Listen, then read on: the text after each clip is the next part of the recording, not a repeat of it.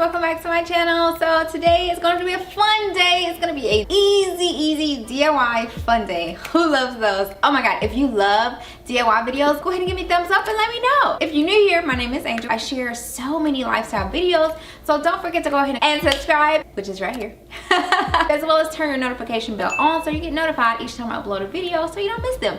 All right, today I have 5 super easy DIY projects to share with you guys. They're gonna be fun, and once you've saw all the 5 projects, don't forget to leave me a comment below. Let me know which one is your favorite, which one you're gonna try. I love to know these things. Let's get started. For this first project, which is gonna be a DIY chalk clipboard, all you need is a clipboard. I picked up from Dollar Tree, and you need chalkboard paper, which I got from Amazon. I will leave a link to all of my items that I get from Amazon below in my description box, so be sure to check that box out, which is a little drop down arrow. So to start, I just measured the clipboard on the chalkboard paper and I cut its size, and then I start taping the chalkboard paper to the clipboard starting from the bottom, and I just take a card or something to be able to flatten the contact paper with. You can also pick up the squeegee that they have, but I just use a spare card. You guys, you should know me by now. I just use whatever I can find. I'm good for that. But yeah, and I just go all the way down the clipboard.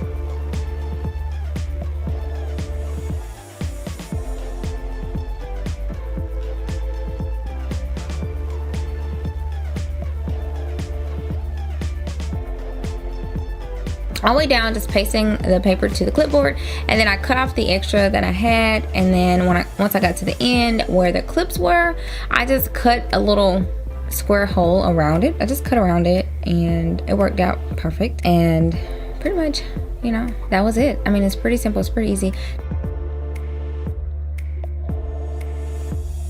Now for the corners, because the clipboard is rounded, I kind of cut diagonal, and then I paste the little pieces on the clipboard so that it would fully cover the round.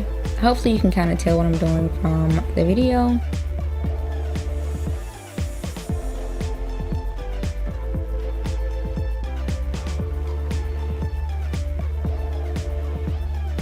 After that, I just laid the sides down. So this was quick, simple, easy.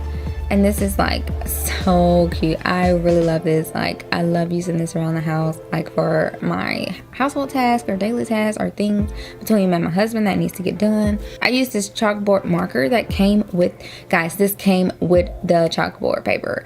So this little deal is really cool. Like I said, I'll leave a link to where I got it from below. And it's really cool. It came with it. You can write it, you can erase on it, you can leave this clipboard around the house. You know, it's really cool, especially if we have kids too. You know, you can, you know, put their task on there and wipe it off every day and put a new task on. Like, it's so cute. I love it.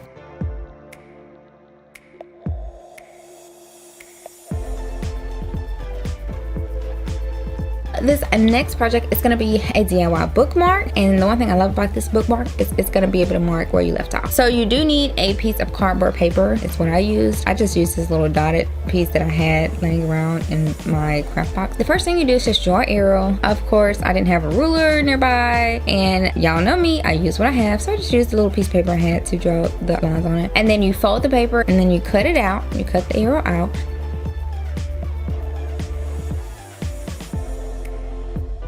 Then you're going to take magnets. I found these magnets at Walmart, I believe, but I would suggest using a smaller magnet if you can find one. And I'm sure they have them everywhere, Hobby Lobby. I just didn't have the time to go there, so I just picked up these Walmart.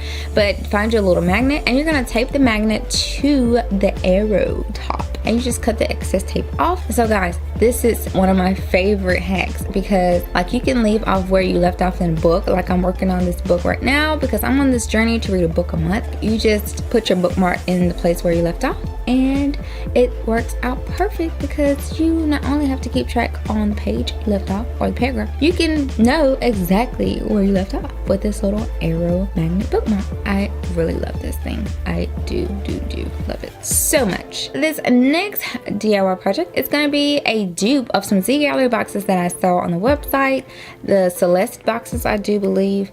And I, of course, was like, I saw it online. I was like, I wonder if I can make this. So I didn't feel like painting. Guys, I did not. I'm very honest with you guys, you know, so I did not feel like painting. So I was like, I I found this gold contact paper on Amazon, and I was like, let's see if I can remake this or something at least similar to it. So these boxes came from IKEA, by the way. Well, actually one came from IKEA and I think one came from Michael's. Cut out a piece of gold contact paper that goes down, like a strip that goes down the middle of the box. And again, I didn't use rulers or anything. I've been doing DIY projects so long, I kind of just get accustomed to it. But if this is your first, I would definitely suggest use ruler and take your time with it, and you know, measure things out and make sure you get it right.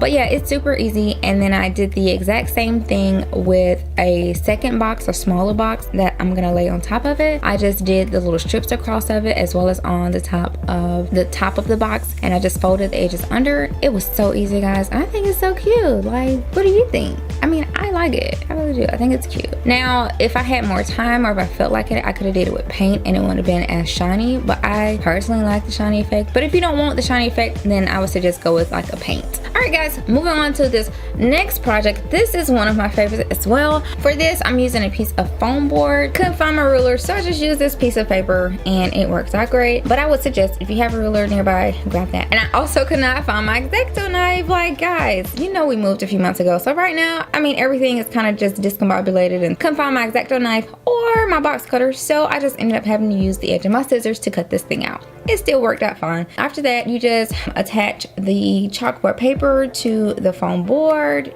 Again, use a card to smoothen it out as much as you can. Now, if you can buy the contact paper smoother, I would suggest that, but I didn't have it, and so yeah, I just used what I had. Cut out the edges and fold them down, and that's it. This thing is so freaking cool. You can write on it whatever you serve, and this is a great serving tray. It's a DIY chalkboard serving tray.